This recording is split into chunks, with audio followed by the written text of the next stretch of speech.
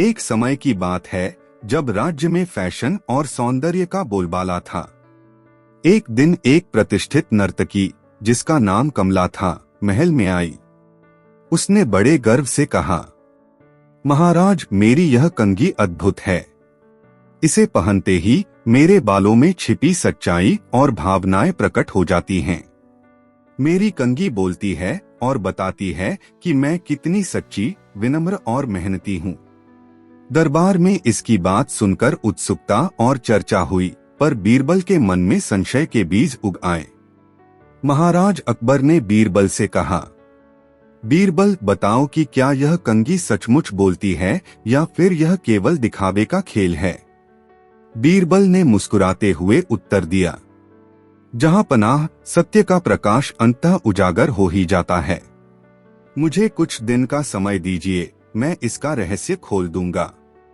अगले कुछ दिनों तक बीरबल ने कमला की कंघी का गहन निरीक्षण किया। उन्होंने देखा कि कमला हर दिन दरबार में अपनी कंघी पहनकर नृत्य करती थी और अपने बालों को संवारती। दरबार के कुछ सज्जनों ने कहा, जब कमला कंघी चलाती है तो उसके बालों की चमक में एक अनोखी झलक आती है, मानो उसकी आत्मा में छुपे भाव प्रकट हो रहे हों। पर बीरबल ने गौर से देखा कि कमला अक्सर रात में अपने कमरे में जाती और अपनी कंघी के कुछ दांत निकालकर उसे विशेष रसायन से साफ और चमकदार बनाती थी। यह प्रक्रिया, जिसके कारण अगली सुबह कंघी की चमक बढ़ जाती, बीरबल के संशय को और गहरा कर गई। अगले दिन महाराज अकबर ने दरबार में सभा बुलाई और सभी से कहा, आज हम यह जानेंगे कि कमला की कंघी वास्तव में बोलती है या यह केवल एक चाल है। बीरबल ने सभा में सभी को बताया, सच्चा जादू तो वह है जो अपने अंदर की सच्चाई को प्रकट करे, न कि केवल दिखावे का सहारा ले। कमला ने अपने स्वार्थ में आकर अपनी कंघी को अद्भुत दिखाने के लिए कृत्रिम रसायन का सहारा लिया है। जिस व्यक्ति के अंदर असली सच्चाई होती है, उसकी आत्मा की चमक अपने आप प्रदर्शित हो जाती है। दरबार में सभी मंत्रियों ने जोर से हंसते हुए कहा, अब तो स्पष्ट हो गया कि यह केवल दिखावे का खेल था। महाराज अकबर ने गंभीर स्वर में कहा, मेरे राज्य में केवल सच्चाई, ईमानदारी और नैतिकता का ही स्थान है। जो भी अपने स्वार्थ में आकर छलकपट करेगा, उसकी प्रतिष्ठा अंततः खो जाएगी। कमला ने अपनी गलती कबूल की और वचन दिया कि वह भविष्य में अपने प्राकृतिक गुणों को अपनाएगी, न कि केवल दिखावे के लिए रसायन का सहारा लेगी। एक समय की बात है जब राज्य में त्योहार का महोत्सव चल रहा था और मिठास से भरपूर वातावरण था। उसी दौरान एक मिठाई बनाने वाला, जिसका नाम हरिदास था, महल में आया और बड़े गर्व से दावा किया, महाराज, मेरे द्वारा बनाए गए लड्डू अद्भुत है। इन्हें खाने से व्यक्ति की छिपी हुई सच्चाई और भाग्य का हाल तुरंत सामने आ जाता है। दरबार में हरिदास के दावे पर चर्चा शुरू हो गई। कुछ ने उसकी प्रशंसा की, पर बीरबल की आंखों में संशय के बादल मंडराने लगे। महाराज अकबर ने बीरबल से कहा, बीरबल, बताओ कि क्या यह लड्डू सच में चमत्कारी हैं या फिर यह केवल दिखावे का खेल है। बीरबल ने मुस्कुराते हुए कहा, जहां पनाह सत्य का प्रकाश अंततः उजागर हो ही जाता है। मुझे कुछ दिन का समय दीजिए, मैं इसका रहस्य खोल दूंगा। अगले कुछ दिनों तक बीरबल ने हरिदास द्वारा बनाए गए लड्डुओं का गहन निरीक्षण किया। उन्होंने देखा कि हरिदास रोज महल में मिठाई का प्रदर्शन करता और उत्सव में लोगों को लड्डू खिलाता। दरबार के कुछ कर्मचारियों ने बताया, जब मैंने लड्डू खाया तो मुझे कुछ असामान्य सी मिठास महसूस हुई, मानो उसमें कोई विशेष तत्व मिला हो। बीरबल ने गुप्त निगरानी लगाई। एक रात उन्होंने देखा कि हरिदास अपने छोटी सी दुकान में चुपके से कुछ अद्भुत मसाले और मीठे रंगीन क्रिस्टल मिलाता था, जिसे वह अपने लड्डुओं में छुपा देता था। इस क्रिस्टल के कारण लड्डू का स्वाद असली मिठास से बढ़कर प्रतीत होता था, जिससे लोग मानते थे कि लड्डू चमत्कारी हैं। अगले दिन महाराज अकबर ने दरबार में सभा बुलाई। बीरबल ने सभी से आग्रह किया कि वे हरिदास के लड्डू खाएं और उसका स्वाद अनुभव करें। जब सभी ने लड्डू का स्वाद लिया तो कुछ को अस्थायी मिठास तो महसूस हुई, परंतु कोई भी विशेष चमत्कार नहीं हुआ। फिर बीरबल ने सभा में घोषणा की, जहांपना, असली चमत्कार वह नहीं होता जो केवल दिखावे से हो। हरिदास ने अपने लड्डुओं में अतिरिक्त क्रिस्टल और मसाले मिलाकर उसका स्वाद बढ़ा दिया है, जिससे यह अद्भुत प्रतीत होता है। असली मिठास और स्वास्थ्य केवल स्वाभाविक पदार्थों में निहित होते हैं, न कि केवल छलकपट में। दरबार में सभी ने जोर से हंसते हुए कहा, अब तो स्पष्ट हो गया कि यह केवल दिखावे का खेल था। महाराज अकबर ने गंभीर स्वर में कहा, मेरे राज्य में केवल सत्य, ईमानदारी और नैतिकता का ही स्थान है। जो भी व्यक्ति स्वार्थ में आकर केवल दिखावे के लिए छल करेगा, उसकी प्रतिष्ठा अंततः समाप्त हो जाएगी। असली मिठास और सफलता केवल प्राकृतिक गुणों और कड़ी मेहनत से प्राप्त होती है, न कि केवल दिखावे से। बीरबल ने भी कहा, सच्चा ज्ञान और महानता उसी में निहित होती है जो अपने अंदर की सच्चाई और नैतिकता को अपनाता है। एक समय का उल्लेख है जब महल में कला और संगीत का आयोजन निरंतर चलता रहता था। उस समय एक नर्तकी जिसका नाम निर्मला था, महल में आई और उसने बड़े गर्व से दावा किया, महाराज, मेरे पायल में ऐसा अद्भुत गुण है कि यदि कोई इसे पहनकर नाचता है तो उसकी आत्मा की सच्चाई सुनाई देती है। यह पायल न केवल संगीत में मधुरता भरता है, बल्कि व्यक्ति की असली भावनाओं को भी प्रकट कर देता है। दरबार में निर्मला के दावे से चर्चा छिड़ गई। कुछ मंत्रियों ने उसकी बातों की प्रशंसा की, पर बीरबल की आंखों में संशय के संकेत स्पष्ट थे। महाराज अकबर ने बीरबल से कहा, बीरबल, बताओ कि क्या यह पायल सच में अद्भुत है या यह केवल दिखावे का खेल। बीरबल ने मुस्कुराते हुए उत्तर दिया, जहांपनाह, सत्य का प्रकाश समय के साथ ही प्रकट हो जाता है। मुझे कुछ दिन का समय दीजिए, मैं इसका रहस्य उजागर कर दूंगा। अगले कुछ दिनों तक बीरबल ने निर्मला द्वारा प्रस्तुत पायल का गहन निरीक्षण किया। उन्होंने पाया कि निर्मला जब भी पायल पहनकर नाचती थी तो उसकी चाल और हाव भाव में कुछ न कुछ असामान्य परिवर्तन होते थे। दरबार के कुछ सज्जनों ने बताया, जब निर्मला नाचती है तो कभी कभार पायल की मधुर धुन में अजीब सी टनटन सुनाई देती है, मानो वह किसी छुपे हुए संदेश की तरह हो। बीरबल ने गुप्त निगरानी लगाई। एक रात उन्होंने देखा कि निर्मला नृत्य के पश्चात अपने कमरे में जाती और पायल के कुछ तार धीरे से निकालकर छिपा देती थी।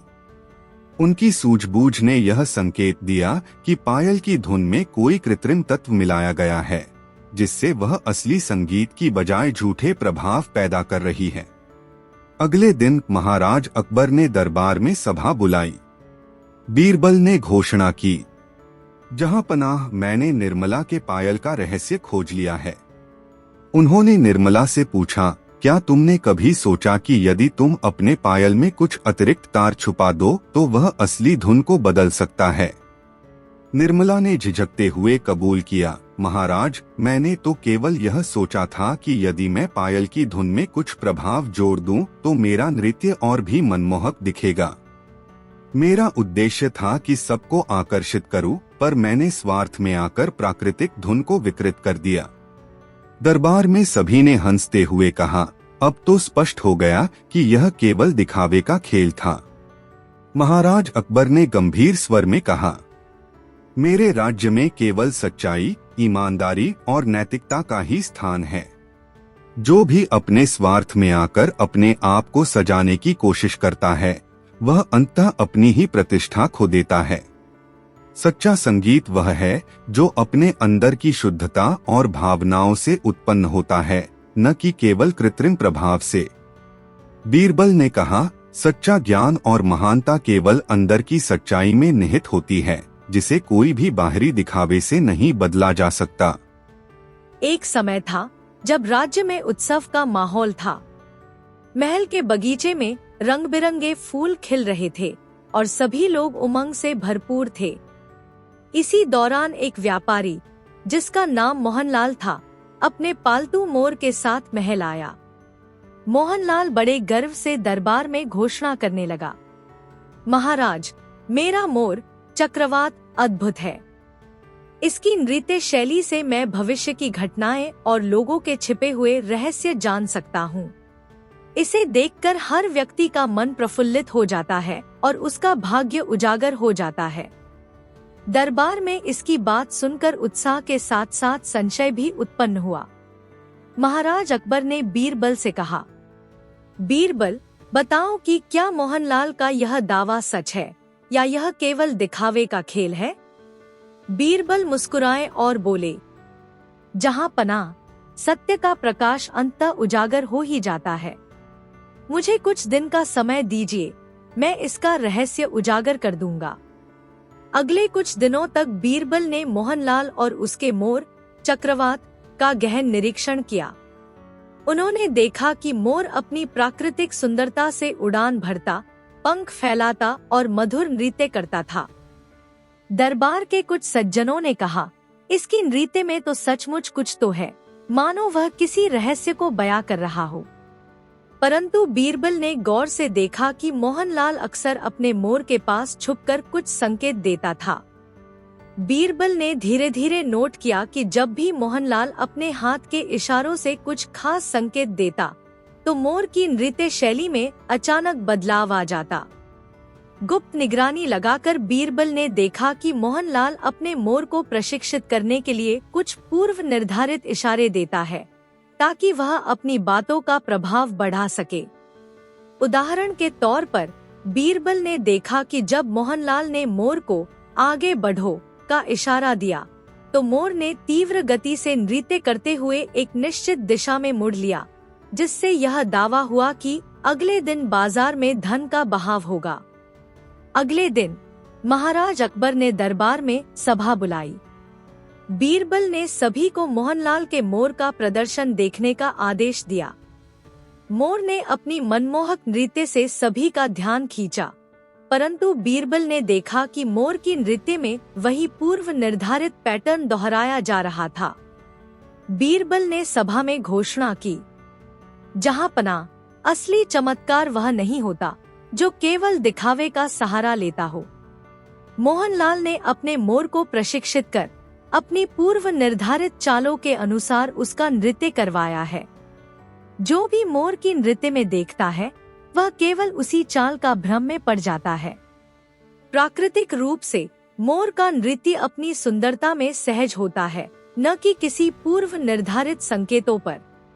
दरबार में उपस्थित सभी ने जोर से हंसते हुए कहा, अब तो स्पष्ट हो गया कि यह केवल दिखावे का खेल था। महाराज अकबर ने गंभीर स्वर में कहा, मेरे राज्य में केवल सत्य, नैतिकता और ईमानदारी का ही स्थान है। जो भी अपने स्वार्थ में आकर छलकपट करेगा, उसकी प्रतिष्ठा अंततः समाप्त हो जाएगी।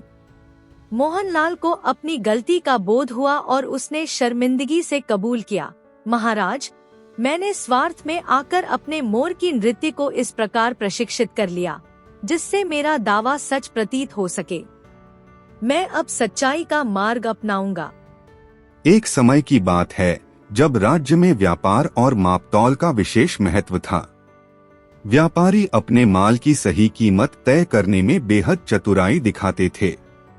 इसी समय एक व्यापारी जिसका नाम हरिदयाल था, महल में आया और बड़े गर्व से बोला, महाराज, मेरा मापतोल ऐसा अद्वितीय है कि यह मेरे माल को हमेशा कम वजन दिखाता है, जिससे मेरा लाभ दोगुना हो जाता है। दरबार में इसकी चर्चा होने लगी। कुछ ने हरिदयाल की बात पर आस्था जताई, पर बीरबल के मन में संशय के बीज उगाए। अकबर ने बीरबल से कहा, बीरबल, बताओ कि क्या हरिदयाल का यह पैमाना सच में अद्भुत है या फिर यह केवल दिखावे का खेल? बीरबल ने मुस्कुराते हुए कहा, जहां पनाह, सत्य का प्रकाश अंततः उजागर हो ही जाता है। मुझे कुछ दिन का समय दीजिए, मैं इसका रहस्य खोल दूंगा। अगले कुछ दिनों तक बीरबल ने हरिदयाल के पैमाने का गहन निरीक्षण किया। उन्होंने देखा कि हरिदयाल रोज बाजार में अपने माल के माप के लिए इस पैमाने का प्रयोग करता था। दरबार के लेखाकारों ने बताया कि हरिदयाल के पैमाने में कभी कभार कुछ गड़बड़ी हो जाती थी, परंतु वह हमेशा उसे चुपचाप सुधार देता। गुप्त निगरानी लगाते हुए बीरबल ने देखा कि हरिदयाल अपने पैमाने के अंदर एक छुपा हुआ यंत्र रखता था, जिससे वह माल का असली वजन छुपा सकता था। एक रात बीरबल ने देखा कि हरिदयाल अपने स्टाल के पीछे जाकर पैमाने में लगे कुछ अतिरिक्त कलम और पट्टियां निकालता और उसे पुनः व्यवस्थित कर देता था, जिससे पैमाने का मापन गलत हो जाता। अगले दिन महाराज अकबर ने दरबार में सभा बुलाई। बीरबल ने सभी व्यापारियों से आग्रह किया कि वे अपने अपने माप के उपकरण लेकर आएं। एक एक करके सभी ने अपना पैमाना दिखाया। जब हरिदयाल का पैमाना आया तो बीरबल ने उसे ध्यान से देखा। उन्होंने पाया कि उस पैमाने में एक छोटा सा यंत्र था जो माल का वजन कम दिखा रहा था। बीरबल ने तुरंत घोषणा की, जहां पनाह असली पैमाना वही है जो बिना किसी छल के सटीक माप देता है। हरिदयाल ने अपने स्वार्थ में आकर अपने पैमाने में छिपा हुआ यंत्र लगा रखा था, जिससे वह अपने व्यापार में धोखाधड़ी कर रहा था। दरबार में उपस्थित सभी व्यापारियों और सज्जनों ने जोर से हंसते हुए कहा, अब तो स्पष्ट हो गया कि यह केवल दिखावे का खेल था। महाराज अकबर ने गंभीर स्वर में कहा, मेरे राज्य में केवल सत्य, नैतिकता और ईमानदारी का ही स्थान है। जो भी व्यक्ति अपने स्वार्थ में आकर छलकपट करेगा, उसकी प्रतिष्ठा अंततः समाप्त हो जाएगी। सच्चा व्यापार वही है जो ईमानदारी और परिश्रम पर आधारित हो। हरिदयाल को उसकी गलती का बोध हुआ और उसे कड़ी सजा सुनाई गई। बीरबल ने भी कहा, सच्चा ज्ञान और सफलता केवल अंदर की सच्चाई, नैतिकता एवं परिश्रम में निहित होती है। एक समय का वर्णन है जब राज्य में व्यापार धंधे के साथ साथ नैतिकता पर भी गहरी चर्चा होती थी। एक दिन एक व्यापारी जिसका नाम रमेश लाल था, महल आया और बड़े गर्व से घोषणा की, महाराज, मेरे पास एक अद्भुत कंगन है जो पहनने वाले की सच्चाई और ईमानदारी का मापन कर सकता है। यह कंगन यदि सही व्यक्ति द्वारा पहना जाए तो उसकी आत्मा में छिपी सच्चाई के रंग तुरंत उजागर हो जाते हैं। दरबार में यह सुनकर उत्साह की लहर दौड़ गई। कुछ मंत्रियों ने तो रमेश लाल के दावे की सराहना की, पर बीरबल की आंखों में संशय के बीज झलकने लगे। महाराज अकबर ने बीरबल से कहा, बीरबल, बताओ कि क्या यह कंगन सच में ऐसा अद्भुत है या फिर यह केवल दिखावे का खेल है? बीरबल मुस्कुराते हुए बोले, जहां पनाह सत्य का प्रकाश अंततः उजागर हो ही जाता है। मुझे कुछ दिन का समय दीजिए, मैं इसका रहस्य खोल दूंगा। अगले कुछ दिनों तक बीरबल ने रमेश लाल के कंगन का गहन निरीक्षण करना शुरू किया।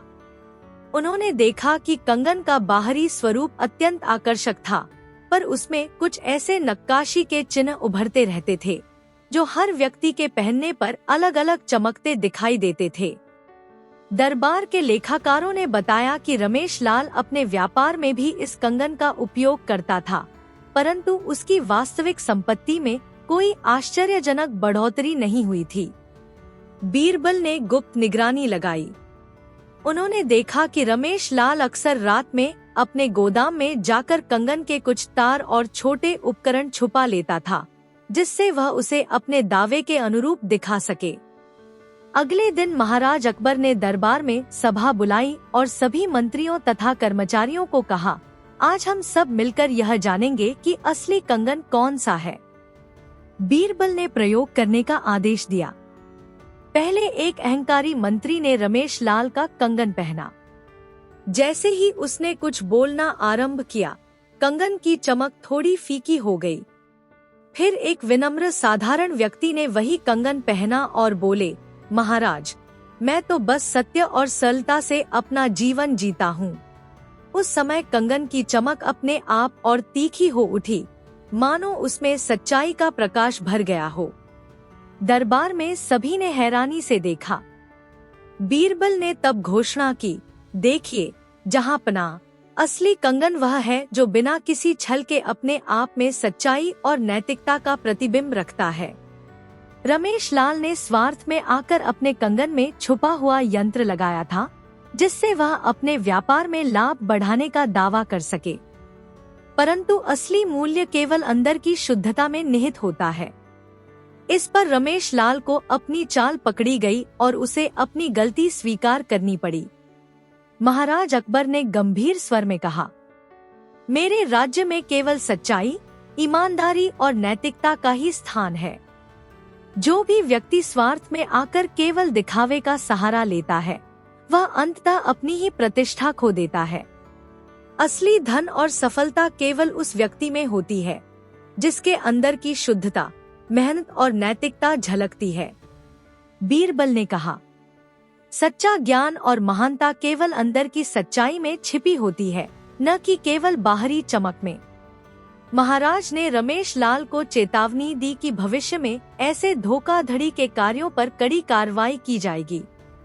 एक समय की बात है जब राज्य में मनोरंजन की भरमार थी। दरबार में हर दिन कुछ न कुछ नया देखने और सुनने को मिलता था। उसी दौरान एक व्यापारी जिसका नाम रमेश था, अपने पालतू कुत्ते के साथ महल में पहुंचा। रमेश ने बड़े गर्व से घोषणा की, महाराज, मेरा कुत्ता बबलू बोलता है। यह न केवल आपकी बात सुन सकता है, बल्कि आपकी मन की गहराई भी समझ लेता है। इसकी हर एक बुक में छुपी होती है ज्ञान की बूंद। दरबार में इसकी बात सुनकर सभी मंत्रियों और सज्जनों में उत्सुकता और आश्चर्य फैल गया। पर बीरबल की आंखों में तुरंत ही संशय के बादल मंडराने लगे। महाराज अकबर ने कहा, बीरबल, बताओ कि क्या वास्तव में यह कुत्ता बोलता है या यह केवल दिखावे का खेल है। बीरबल ने हल्की मुस्कान के साथ उत्तर दिया, जहांपनाह, सत्य का प्रकाश अंततः उजागर हो ही जाता है। मुझे कुछ दिन का समय दीजिए, मैं इस रहस्य को खोल दूंगा। अगले कुछ दिनों तक बीरबल ने रमेश और उसके कुत्ते बबलू का गहन निरीक्षण किया। उन्होंने देखा कि रमेश हमेशा दरबार में आते समय बबलू को अपने साथ रखता था। दरबार के कुछ कर्मचारियों ने बताया, मैंने देखा है कि जब रमेश कोई बात करता है तो बबलू अक्सर उसे सुनते हुए कुछ निश्चित बुक करता है। बीरबल ने गुप्त निगरानी लगाई और पाया कि रमेश अक्सर अपने कुत्ते से एक विशेष संकेत देता था। जैसे ही वह अपनी अंगुली हिलाता, बबलू कुछ शब्दों जैसा सा बुक करता था। यह देखकर बीरबल को शंका हुई कि शायद यह बोलना केवल ट्रेनिंग का नतीजा है, न कि कोई असली बुद्धिमत्ता का परिचायक। एक दिन महाराज अकबर ने दरबार में सभा बुलाई और रमेश को चुनौती दी, अब तुम सबके सामने दिखाओ कि बबलू वास्तव में बोलता है। रमेश ने आदेश मानते हुए बबलू को बुलाया। बबलू ने रमेश के इशारे पर जोर से बुक करना शुरू किया, परंतु बीरबल ने तुरंत ध्यान से सुना। उसकी बुक में एक नियमितता और पूर्व निर्धारित ताल थी, मानो किसी रिकॉर्ड की हुई धुन हो। फिर बीरबल ने कहा, देखिए जहांपनाह, यह बुक केवल वही है जो आपने अपने स्वार्थ में आकर कुत्ते को प्रशिक्षित करके सीखा है। सच्चाई यह है कि बबलू असल में बोल नहीं सकता, बल्कि वह आपके द्वारा दिए गए इशारों पर बुक करता है। दरबार में सभी ने जोर से हंसते हुए कहा, अब तो स्पष्ट हो गया कि यह केवल दिखावे का खेल है। रमेश को अपनी चाल पकड़ी गई। उसने हिचकते हुए कबूल किया, महाराज, मैंने तो केवल यह सोचा था कि यदि मैं अपने कुत्ते को कुछ खास इशारों पर ट्रेन करूं तो लोग मेरी व्यापारिक सफलता मानेंगे। बीरबल ने गंभीर स्वर में कहा, मेरे राज्य में केवल सच्चाई और नैतिकता का ही स्थान है।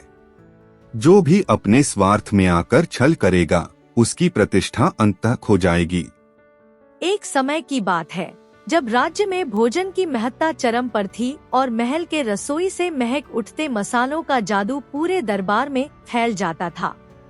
उसी दौरान एक प्रतिष्ठित रसोइया, जिसका नाम प्रेमाकर था, महल में आया और बड़े गर्व से घोषणा की, महाराज, मेरे पास ऐसा चूल्हा है जिसकी लौ से निकलती अग्नि से बने पकवानों का स्वाद ऐसा अद्भुत होता है कि खाने वाले के मन में खुशियों का अद्वितीय प्रकाश फैल जाता है।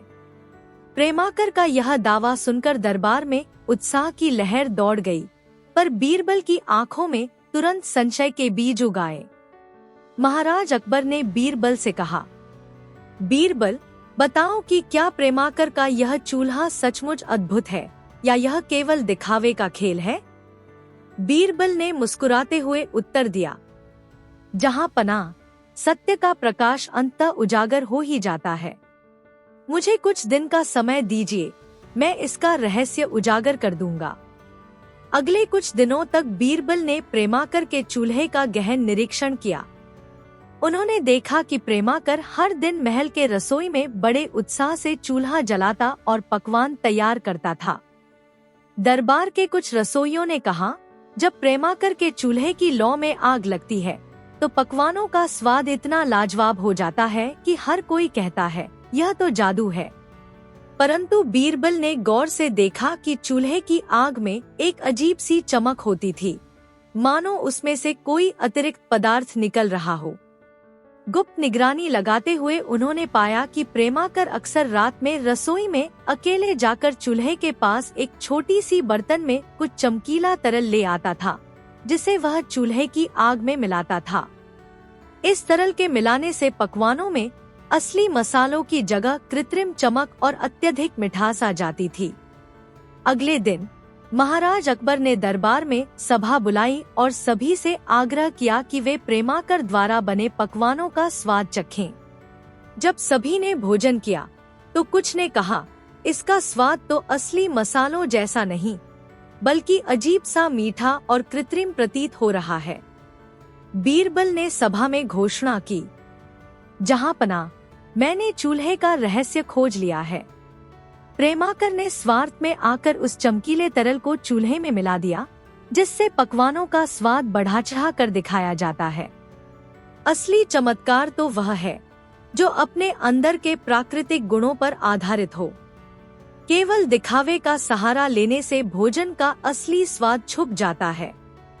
दरबार में सभी ने जोर से हंसते हुए कहा, अब तो स्पष्ट हो गया कि यह केवल दिखावे का खेल था। महाराज अकबर ने गंभीर स्वर में कहा, मेरे राज्य में केवल सत्य, ईमानदारी और नैतिकता का ही स्थान है। जो भी व्यक्ति स्वार्थ में आकर छलकपट करता है, उसकी प्रतिष्ठा अंततः समाप्त हो जाती है। सच्चा स्वाद और असली सफलता केवल कड़ी मेहनत, प्राकृतिक गुणों और ईमानदारी से प्राप्त होती है। बीरबल ने जोड़ते हुए कहा, सच्चा ज्ञान और महानता केवल अंदर की सच्चाई में निहित होती है, न कि केवल दिखावे में। प्रेमाकर को अपनी गलती का बोध हुआ और उसे उपयुक्त सजा सुनाई गई। साथ ही आदेश दिया गया कि भविष्य में सभी रसोई के कार्यों में पारदर्शिता और नैतिकता का पालन किया जाए। एक समय की बात है जब राज्य में कला, फैशन और स्वाभाविकता का बड़ा महत्व था। महाराज अकबर के दरबार में हर रोज कुछ नया देखने को मिलता था। उसी दौरान एक टोपी बनाने वाला, जिसका नाम गोपाल था, महल में आया और बड़े गर्व से घोषणा करने लगा, महाराज, मेरी बनाई हुई टोपी अद्भुत है। इसे पहनते ही व्यक्ति की असली पहचान उजागर हो जाती है। यदि कोई विनम्र है तो यह टोपी चमकती है, पर यदि कोई अहंकारी है तो इसका रंग फीका पड़ जाता है। दरबार में इस दावे की चर्चा हुई।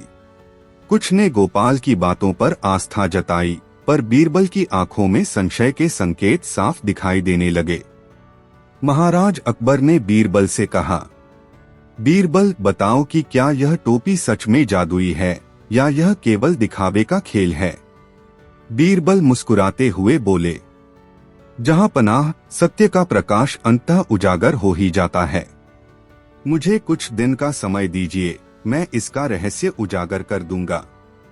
अगले कुछ दिनों तक बीरबल ने गोपाल द्वारा बनाई गई टोपी का गहन निरीक्षण किया। उन्होंने देखा कि गोपाल रोज दरबार में टोपी लेकर आता था और उसे बड़े गर्व से पहनता था। दरबार के कुछ कर्मचारियों ने बताया, जब भी कोई मंत्री इस टोपी को पहनता है तो उसकी चमक में अंतर दिखाई देता है, कुछ की टोपी में तो एक अद्भुत रोशनी सी होती है, जबकि कुछ की थोड़ी मंद पड़ जाती है। पर बीरबल ने गौर से देखा कि टोपी के अंदर कुछ छुपे हुए तार और छोटे छोटे उपकरण लगे हुए थे, जिन्हें गोपाल रात में चुपके से अपने स्टूडियो में जोड़ता और निकालता था। गुप्त निगरानी लगाते हुए बीरबल ने पाया कि गोपाल ने अपने दावे को सच दिखाने के लिए टोपी में कृत्रिम रसायन और सजावटी वस्तुएं छिपा रखी थीं, ताकि वो टोपी पहनने वाले का व्यक्तित्व बदलता हुआ प्रतीत हो। अगले दिन महाराज अकबर ने दरबार में सभा बुलाई। बीरबल ने सभी मंत्रियों को कहा, आज हम यह परीक्षण करेंगे कि ये टोपी सच में अपने आप में कितनी जादुई है। सबसे पहले एक अहंकारी मंत्री ने टोपी पहन ली। जैसे ही उसने बोलना शुरू किया, टोपी की चमक अचानक फीकी पड़ गई। फिर एक विनम्र और सच्चे स्वभाव वाला मंत्री टोपी पहनकर आया। उसकी टोपी में उजाला और चमक अपने आप झलकने लगी। दरबार में सभी ने उत्सुकता से देखा। बीरबल ने सभा में घोषणा की, देखिए जहां पनाह, असली जादू तो वह नहीं होता जो केवल दिखावे के सहारे लगाया जाए। गोपाल ने स्वार्थ में आकर अपनी टोपी को आकर्षक दिखाने के लिए कुछ अतिरिक्त सजावट जोड़ दी थी, परंतु असली महानता तो व्यक्ति के अंदर की शुद्धता और नैतिकता में होती है, जिसे कोई कृत्रिम सजावट छुपा नहीं सकती। दरबार में सभी ने जोर से हंसते हुए कहा, अब तो स्पष्ट हो गया कि यह केवल दिखावे का खेल था। महाराज अकबर ने गंभीर स्वर में कहा, मेरे राज्य में केवल सत्य, ईमानदारी और नैतिकता का ही स्थान है। जो भी व्यक्ति अपने स्वार्थ में आकर केवल दिखावे का सहारा लेता है, वह अंततः अपनी प्रतिष्ठा खो देता है। सच्ची सफलता और महानता उसी में होती है जो अपने अंदर की सच्चाई, विनम्रता एवं नैतिकता को अपनाता है। गोपाल को अपनी गलती का बोध हुआ और उसे उपयुक्त सजा दी गई। बीरबल ने अंत में कहा, सच्चा ज्ञान और सफलता केवल अंदर की शुद्धता में निहित होती है, न कि केवल बाहरी चमक में।